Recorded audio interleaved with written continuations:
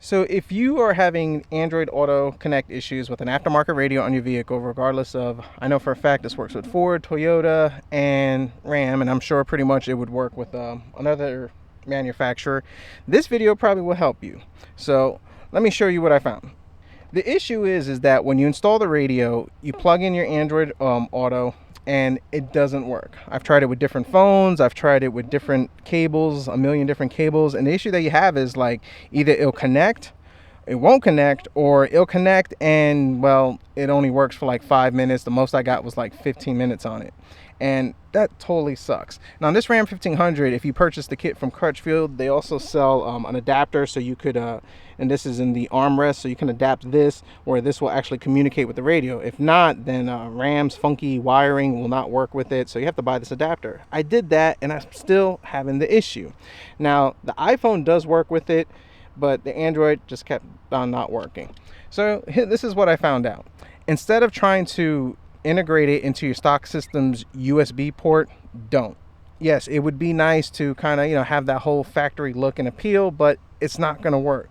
Instead, what you need to actually do is either plug it directly into the USB port on the back of the radio, or use the extension as I've done so. So I've had my Android radio on for over an hour, been sitting in the truck, and everything works fine. Let me make sure we don't get copyrighted and lower all this down.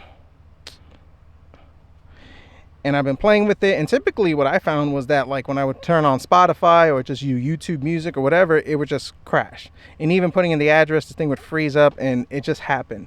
By plugging in directly to the back or running the extension, it works pretty good. Now, another thing to keep in mind with the cables is it has to be the certified USB-C cable. It has to have Android Auto compatibility, and one that's capable with the fast charge of the phone. If you have those cables, and I'll post a link to this one in it, that does make a difference. But even plugging it in to the factory USB ports using the wiring that it came with, I still had the issue.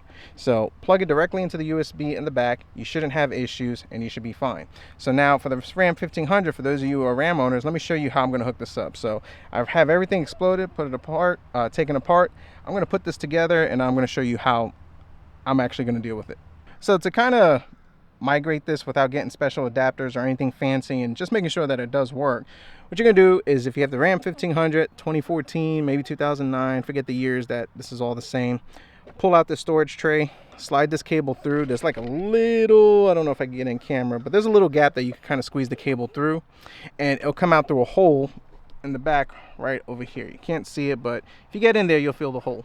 Once you feel that hole, it comes right up, slide it through the top right over here, just like so. And now we have our USB, and then we'll have our USB adapter over here. So if I needed to use an iPhone for whatever crazy reason, or just plug in a USB port, I can just do it right through here. This tray is actually pretty decent size enough, and I'll be able to tuck my stuff away. So let me put this back together and just kind of show you how it's going to look. So everything's put back together, and this is what I got. Just ran it through the bottom just like so. I could tuck it into the storage place, and I'll run this cable and, well, make sure I don't get copyrighted, but all my apps, everything is working. Maps, let's press that. That seems to be working just fine. It has not shut down, it has not froze, it has not done anything that it normally would do. So the key here is that if you're gonna run it, you have to run the USB-C directly into the back of the radio, or run it into the adapter. Do not try to integrate it, because there's so many different adapters and everything. Try to integrate it into the factory USB locations. That is what's causing the issues.